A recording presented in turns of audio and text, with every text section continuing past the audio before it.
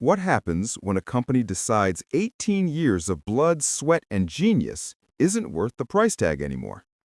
Imagine building an entire empire from two dusty computers and a fax machine, only to be walked out the door at 55 with a cardboard box and a smirk that says, "We can get 3 juniors for your salary." That's exactly what happened to Victor Hale, lead systems engineer, the man who single-handedly turned a tiny real estate firm into a 63-property beast across 4 states. But here's the part they never saw coming. Victor didn't just build their system, he was the system. And when he left, everything started to burn. The meeting room smelled like cheap coffee and betrayal. Across the table sat Graham Vickers, the new 42-year-old CTO with the Cornell MBA and designer glasses that probably cost more than my first car. He'd been at the company exactly 6 months. "We can get 3 junior engineers for your salary," he smirked, pushing the severance folder toward me. "Nothing personal, Victor, just cost-cutting." My name is Victor Hale, 55 years old. 18 years at what used to be Bayview Properties, now the shiny new Veltria Housing. I built their infrastructure from scratch. Every server rack, every line of custom code, every redundancy that kept 63 properties and thousands of tenants humming 24/7. I was the reason executives could sleep at night. And now I was apparently too expensive.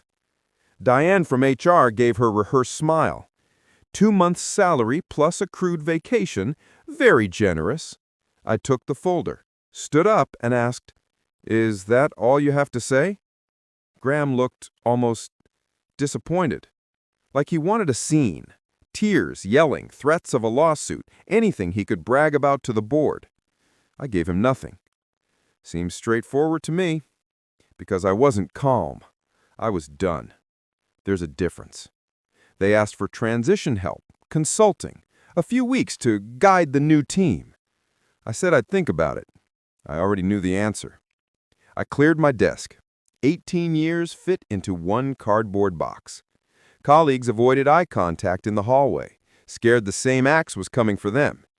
In the parking garage, my phone buzzed. A text from Alan, the database admin I hired 12 years ago. "This is bullshit, Vic. The whole team is freaking out." I didn't reply. That night, I sat on my deck overlooking Lake Ontario, bourbon in hand, watching the sunset bleed copper across the water. Elaine put her hand on my shoulder. "What will you do now?" I said, "Something'll turn up." And something did. Justin't to miss. What Graham never bothered to learn, what nobody in that private equity boardroom ever asked, was that large chunks of the system were custom-coded by me, personally. Minimal documentation. Not because I'm an asshole, because every single year I begged for a proper documentation team, and every single year they told me, "Next quarter." That quarter never came. Only I understood the hidden security layers, the triple redundancies, the weird little quirks that kept everything alive when Murphy's Law showed up.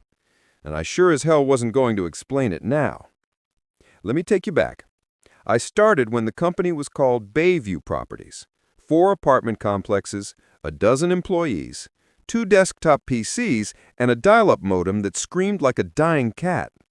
Harold Bay hired me away from a consulting gig in Syracuse. He said, "We're expanding. Build us something solid." Over the next 18 years, I did exactly that.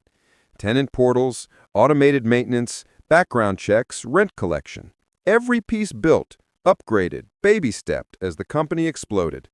When Harold retired and his son sold to private equity, they rebranded to Veltria Housing and kept me on because, frankly, nobody else could run the damn thing. Then the new era began. Quarterly targets over long-term stability. MBAs who talked about disrupting property management while staring at my architecture diagrams like I was speaking Martian. Proposals for documentation teams, shot down. Too expensive. Elaine saw it coming before I did. "They're pushing you out, Vic." I said, "They need me." She replied, "That might be exactly the problem." 6 months before the axe fell, they hired Graham. Fresh from a banking software company, full of buzzwords, standardization, legacy system replacement, cloud-first everything. He brought in 3 shiny new college grads and had them shadow me. Nice kids. Zero chance they could grasp 18 years of tribal knowledge in a few weeks. The first call came exactly 2 weeks after I left. I was updating my resume when the phone rang. Graham Vickers. I let it go to voicemail. Victor, it's Graham. We're, having some issues with the tenant portal. The team is struggling with parts of your code architecture. Quick consultation? Deleted. 3 more calls that day. Text from Alan. System's been down all day. Graham's losing his mind. Next morning, Diana from HR called with the magic words. Consulting arrangement, quite generous compensation. I finally picked up. How generous? $300 an hour, minimum 4-hour blocks. I'll think about it, and I hung up. Over the next 3 days, the calls multiplied. Tenant portal dead. Maintenance scheduling throwing errors. Automatic payments failing for thousands of residents. Day 4, an email from Devlin Systems, Veltria's fastest-growing regional competitor.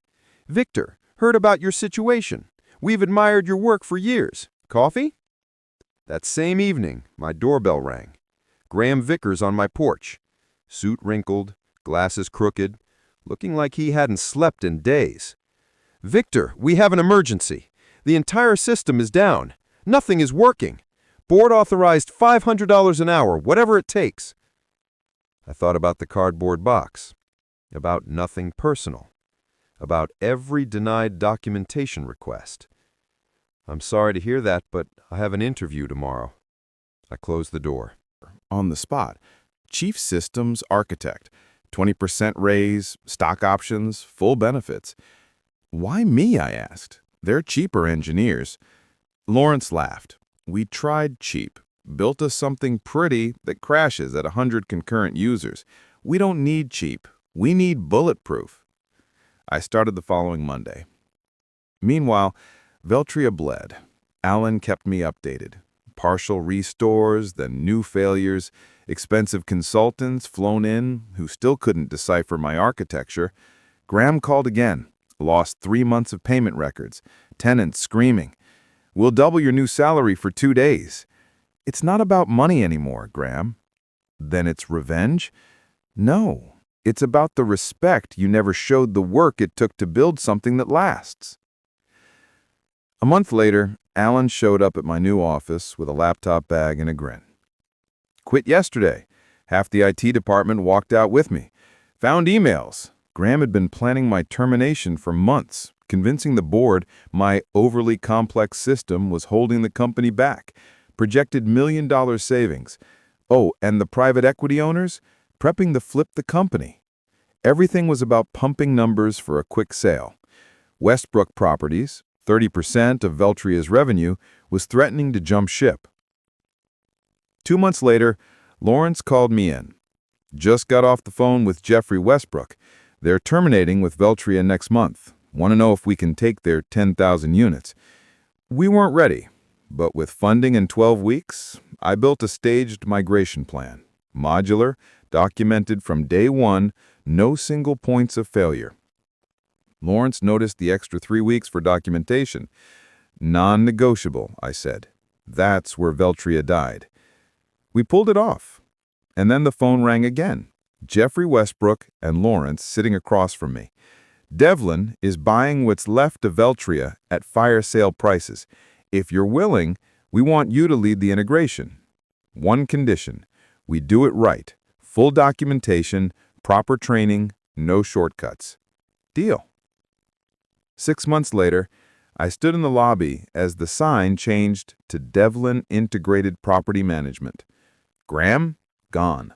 Most of the cost-cutting executive team? Gone. I walked past the old server room, my kingdom for 18 years, and didn't even go inside. We were ripping it all out anyway. 1 year after the acquisition, we became the biggest player in the Northeast. Every property running on the new system, fully documented, properly staffed, built to last decades, not quarters. My final condition for staying? Lawrence gave me an entire technical education division. I now teach the next generation how to build systems that don't collapse the moment the guy who wrote them walks out the door. I never wanted revenge. I just refuse to rescue people who threw me away the moment I became inconvenient. Sometimes the most powerful response to being undervalued is to quietly go build something better and let the runes speak for themselves. If you've ever been told you're too expensive for the value you bring, drop "never again" in the comments right now. And if this one hit close to home, subscribe.